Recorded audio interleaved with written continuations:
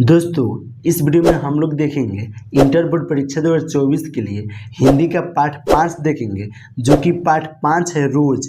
तो रोज पाठ में 40 भी ऑब्जेक्टिव क्वेश्चन को देखेंगे, जो कि एग्जाम में बार बार पूछा जाता है। उसी से प्रश्न को इस वीडियो के माध्यम से देखेंगे, जो कि इंटर बोर्ड परीक्षा 2024 के लिए एक एक प्रश्न बहुत ही महत्वपूर्ण प्रश्न है। और आपको इस वीडियो का PDF बिल्कुल फ्री में हम दे देंगे, आप इस नंबर पर मैसेज कीजिएगा। तो चलिए प्रश्न को देखते हैं।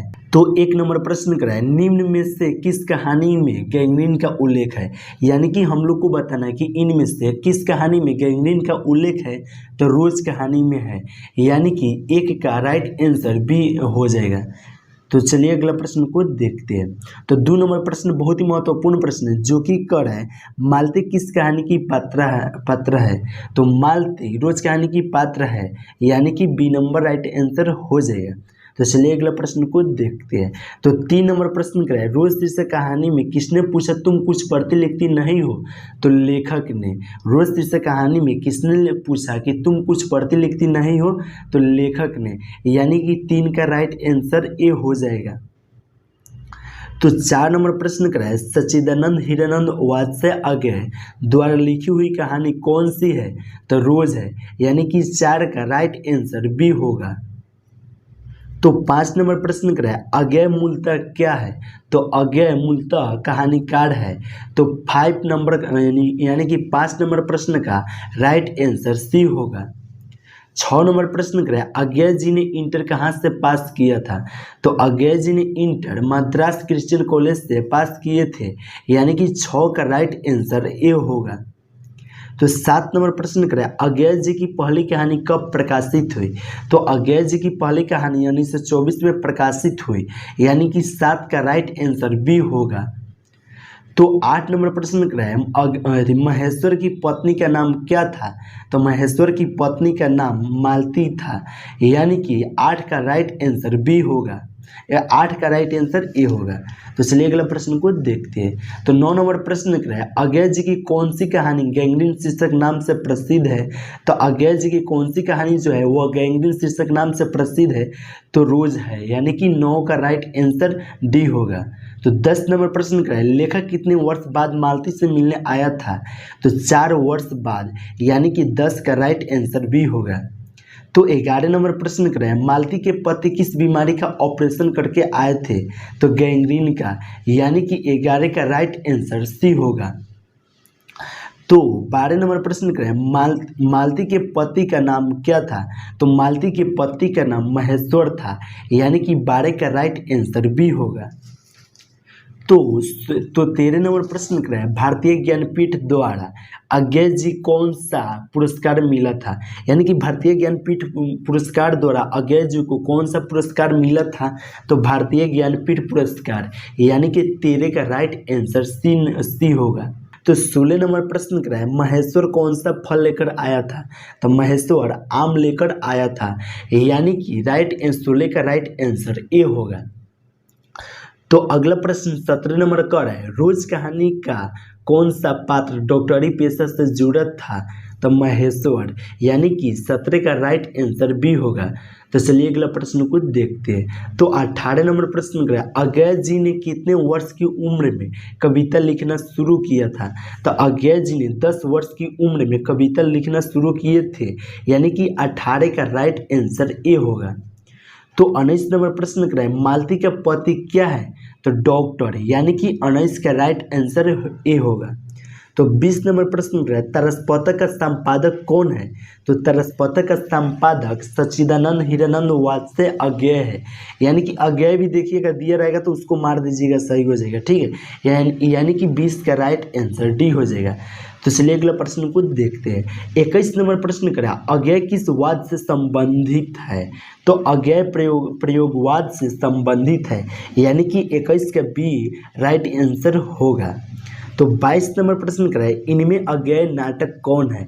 यानी कि इनमें जो है उसमें अज्ञेय नाटक कौन है।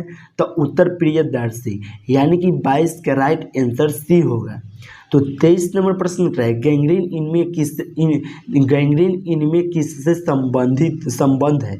यानी कि हम लोग को बताना है इनमें से किससे संबंध गैंग्रीन है। तो बीमारी से है, यानी कि 23 का राइट आंसर डी होगा।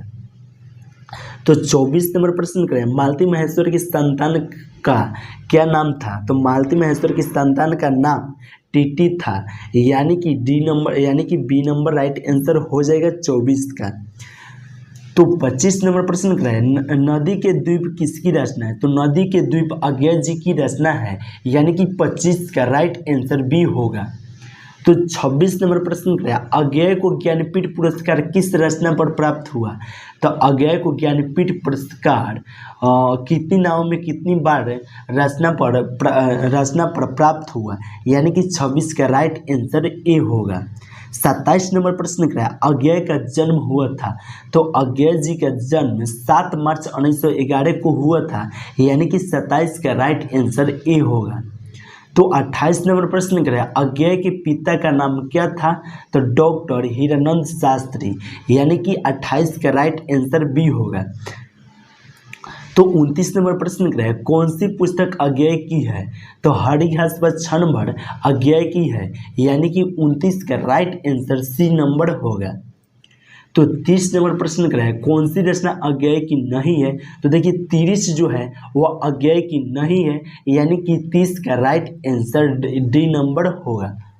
तो 31 नंबर प्रश्न को देखते हैं। 31 नंबर प्रश्न करें, रोज कहानी की नायिका है?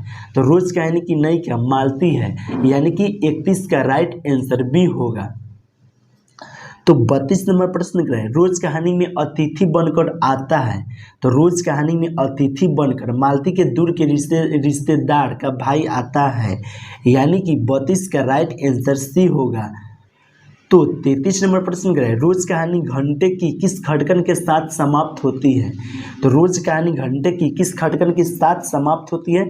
तो 11, यानी कि 33 का राइट आंसर डी होगा 11। तो 34 नंबर प्रश्न करें, कौन सी कृति अज्ञेय की नहीं है? तो प्लव नहीं है, यानी कि 34 का राइट आंसर ए होगा प्लव। तो 35 नंबर प्रश्न करें, कौन सी कृति अज्ञेय की है? तो कौन सी कृति अज्ञेय की है?